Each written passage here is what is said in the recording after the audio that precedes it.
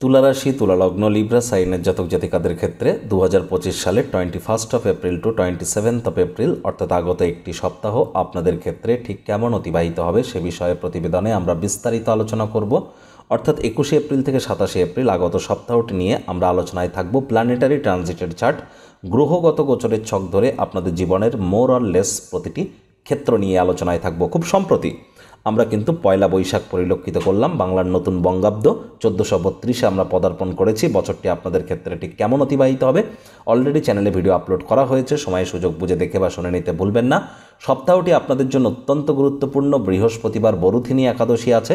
সনাতনী হিন্দু ভাই বোনেদের বলবো একাদশীর মহান ব্রত পালন করুন এবং যারা পারবেন না তারা অন্তত সাত্ত্বিক জীবনযাপন গ্রহণ করুন বৃহস্পতিবারের দিন এবং ভগবান হরিবিষ্ণুর উদ্দেশ্যে বলুন ওম নমো ভগবতে বাসুদেবায় নমঃ। খুব সম্প্রতি আপনারা কিন্তু গ্রহণ দোষ থেকে মুক্তি পেয়েছেন। এর সাথে সাথে কিন্তু আপনাদের রাশির অধিপতি শুক্র কিন্তু মার্গী হয়েছে এবং উচ্চস্থ হয়েছে। প্রপার ওয়েতে লক্ষ্মীনারায়ণ যোগকেও অ্যাক্টিভেট করেছে। স্কিপ না করে পুরোটাই শুনবেন যদি ভিডিওটির প্রকৃত মর্মার্থ আপনারা উপলব্ধি করতে চান। পরিশেষে যেমন প্রতিকার নিয়ে আলোচনায় আমরা থাকি তেমনটি তো আছি। আলোচনাটি ইন জেনারেল প্রেডিকশন হবে, অর্থাৎ এই পৃথিবীতে যতজন তুলা রাশির জাতক জাতিকা আছেন তাদের প্রত্যেকের জন্য। আপনি আপনার ব্যক্তিগত গণনা এনি টাইম আমাদের দ্বারাই করাতেই পারেন। এর জন্য স্ক্রিনে আমরা নাম্বার দিয়ে থাকি। শনিবার রবিবার চাইলে ফেস টু ফেস অফিসে এসে সাক্ষাৎ করতে পারেন বা by phone any time consultancy আপনারা নিতেই পারেন। তো চলুন আলোচনায় প্রবেশ করা যাক। তুলা রাশি, তুলা লগ্ন, লিব্রা সাইনের জাতক জাতিকারা কালপুরুষের রাশি চক্র অনুযায়ী সপ্তমতম রাশির আন্ডারে আপনারা পড়েন। আপনাদের রাশির অধিপতি শুক্র, অর্থাৎ অসুরদের গুরুদেব শুক্রাচার্য। আর স্ক্রিনে আপনারা যে চারটি দেখতে পাচ্ছেন এটি তুলা রাশির জাতক জাতিকাদের 21 এপ্রিল 21 এপ্রিল আপনাদের গ্রহগত গোচরের ছকটি কেমনটি দেখাবে। ফার্স্ট হাউসে 7 লেখা আছে, গুলিয়ে ফেলবেন না। 7 লেখা থাকলেও এটিই কিন্তু আপনাদের ফার্স্ট হাউস। আপনাদের 4th হাউসে থাকছে চন্দ্র, আর চন্দ্র সপ্তাহটির শুরুয়াতে আপনাদের 4th হাউসে থাকবে। তারপর আপনারা তো জানেন চন্দ্র 2-2.5 দিন অন্তর অন্তর রাশি পরিবর্তন করে। আপনাদের 6th হাউসে 12 লেখা থাকলে গুলিয়ে ফেলবেন না, ওটি আপনাদের 6th হাউস। ওখানে চতুর্গ্রহী যোগ থাকছে, রোগ ঋণ শত্রুর ভাবে। বুধ শুক্রের লক্ষ্মীনারায়ণ রাজযোগ, বুধ রাহুর জড়ত্ব যোগ, শুক্র মার্গী হয়ে উচ্চস্থ হয়েছে, শনি রাহুর পিশাচ যোগও এখানে থাকছে। আবার একটা পর্যায়ে গিয়ে চন্দ্রও এখানে প্রবেশ করে চন্দ্রগ্রহণ এবং পঞ্চগ্রহী যোগও তৈরি করবে। সূর্য খুব সম্প্রতি আপনাদেরকে কিন্তু সূর্যগ্রহণের যে দোষ সেখান থেকে আপনাদেরকে মুক্তি প্রদান করেছেন, সূর্য রাহুর দোষ থেকে। এবং সূর্যদেব কেন্দ্রীয় স্থানে গোচর করছেন আপনাদের বর্তমানে লাভভাবের অধিপতি। এটি আপনাদের জন্য অত্যন্ত সুখবর। আর বৃহস্পতি কিন্তু পুরো সপ্তাহটি জুড়েই আপনাদের অষ্টমভাবেই গোচর করবে। মঙ্গলও পুরো সপ্তাহটি জুড়েই আপনাদের কর্মস্থানে থাকবে। কেতুও পুরো সপ্তাহটি জুড়ে আপনাদের 12th হাউসেই গোচর করতে চলেছে। প্রথমেই আপনাদের যেটি জানাবো, দাম্পত্য জীবনে যে সমস্যাগুলো আপনারা ফেস করছিলেন বা আপনাদের ম্যারেজ লাইফে বা আইনি জটিলতার ক্ষেত্রে বা পার্টনারশিপ বিজনেসের ক্ষেত্রে বা বিজনেসের ক্ষেত্রে এ সমস্ত জায়গায় সকল সমস্যা থেকে আপনারা কিন্তু এবার ধীরে ধীরে রিলিফ পেতে শুরু করবেন। পুরো বৈশাখ মাসটি জুড়েই কিন্তু আপনাদের ক্ষেত্রে আইনি যদি কোনো ঘোষণা থেকে থাকে, অর্থাৎ কোনো কোর্ট যদি কোনো ভার্ডিক্ট বা রায় প্রদান করে, তাহলে কিন্তু এই সপ্তাহের মধ্যে রায় আপনাদের পক্ষে যেতে পারে, ফরে যেতে পারে, আপনারা জয়যুক্ত হতে পারেন। অবিবাহিত যারা আছেন তাদের বিবাহের যোগ তৈরি হচ্ছে। এ সময় কিন্তু অবশ্যই বিবাহের জন্য প্রচেষ্টারত থাকতে পারেন স্বামী স্ত্রী। এ সময় অহেতুক তর্ক বিতর্ক মাত্রা অতিরিক্ত করবেন না, তাহলে দেখবেন রোম্যান্সের সুযোগ আপনারা পেয়ে যাবেন। এ সময় কিন্তু আপনাদের রোম্যান্টিক মুডে থাকার টাইম, আর এ সময় লাভের মাত্রাও কিন্তু আপনাদের বৃদ্ধি পেতে পারে। আর একটি জিনিস কিন্তু স্পষ্ট, মঙ্গল যেহেতু নিচস্থ হয়ে আপনাদের কর্মস্থানে আছে, সোমবার মঙ্গলবার বাদে বাকি সময়টিতে আপনাদেরকে কিন্তু অন্তত বুধ বৃহস্পতি শুক্র শনি রবি এই সময়টিতে কাজের জায়গায় মেজাজকে ঠান্ডা রাখতে হবে। দীর্ঘদিন ধরে আপনারা লক্ষ্য করছেন যে কর্মস্থানে আপনার মেজাজ চড়ে যাচ্ছে, ধৈর্য থাকছে না, চঞ্চলতার মাত্রা বেড়ে যাচ্ছে এবং কাজে থাকা অ্যাসাইনমেন্টগুলি তাড়াহুড়ো করে শেষ করছেন বা টাইম মতো ডেডলাইন আসার আগে শেষ করতে পারছেন না, বা অফিসে হয়তো আপনার কর্মে মন বসছে না। এবার কিন্তু আপনাদের সেখান থেকে আপনারা ধীরে ধীরে রিলিফ পাওয়া শুরু করবেন। তবে সপ্তাহটির অন্তিম পর্যায়ে কিন্তু আপনাদের টেনশন একটু বাড়তে পারে। এখনও আপনাদেরকে প্রিকশন নেওয়ার কথা বলবো। রাগের মাথায় জীবনের ব্যাপারে, কেরিয়ারের ব্যাপারে, ফিনান্সের ব্যাপারে কোনো প্রকার গুরুত্বপূর্ণ সিদ্ধান্ত গ্রহণ করা থেকে অবশ্যই বিরত থাকবার প্রচেষ্টা আপনাদেরকে করতে হবে। পুরো সপ্তাহটি জুড়েই মায়ের শরীর স্বাস্থ্যের দিকে অত্যন্ত নজর দিতে হবে। স্বামী আর প্রেমিক প্রেমিকা অহেতুক তর্ক বিতর্কের আশ্রয় নিলে কিন্তু আপনাদের সম্পর্কের ক্ষেত্রে ফাটল দেখা দিতে পারে।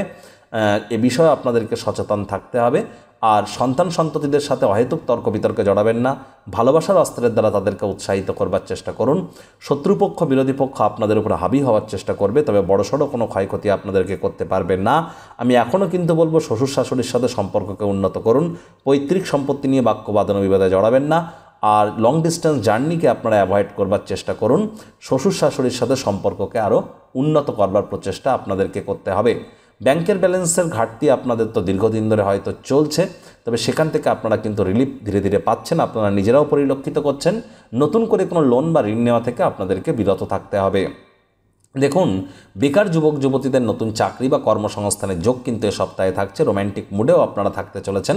সপ্তাহটি শুরুতেই চন্দ্র মঙ্গলকে বা মঙ্গল চন্দ্রকে দেখবে মঙ্গলবার রাত পর্যন্ত, সোমবার মঙ্গলবার এই দুটি দিন আপনারা যদি প্রচেষ্টারত থাকেন তাহলে অবশ্যই মায়ের তরফ থেকে উপকৃত হতে পারেন। আপনাদেরও ধীরে ধীরে শরীর স্বাস্থ্যের উন্নতির যোগ আপনারা পরিলক্ষিত করবেন। আশা করি তার আকার ইঙ্গিত অলরেডি পাওয়া শুরু করেছেন। নতুন জমি বাড়ি গাড়ি এগুলি যদি ক্রয় করতে চান সোমবার মঙ্গলবার আপনাদের জন্য বেটার থাকবে। আবার ঠিক মঙ্গলবার রাত 12টা 30, তার মানে বুধবার পড়ে গেল, তাহলে বুধবার সারাদিন, বৃহস্পতিবার সারাদিন এবং শুক্রবার সকাল 3:25 পর্যন্ত চন্দ্র কিন্তু আপনাদের 5th হাউসে ত্রিকোণভাবে গোচর করবে।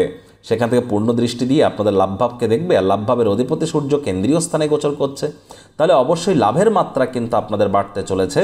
আমি আবারও বলবো, বুধবার বৃহস্পতিবার আর্থিক মুনাফার মাত্রা আপনাদের বাড়তে পারে।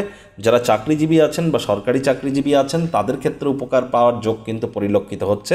ধীরে ধীরে আপনারা এবার বিভিন্ন সমস্যা থেকে বেরিয়ে আসবেন, নাম যশ খ্যাতিও বৃদ্ধির যোগ বাড়বে এবং আপনাদের কোনো লাক্সারি আইটেম ক্রয় করার যোগও কিন্তু আপনাদের জন্য থাকছে।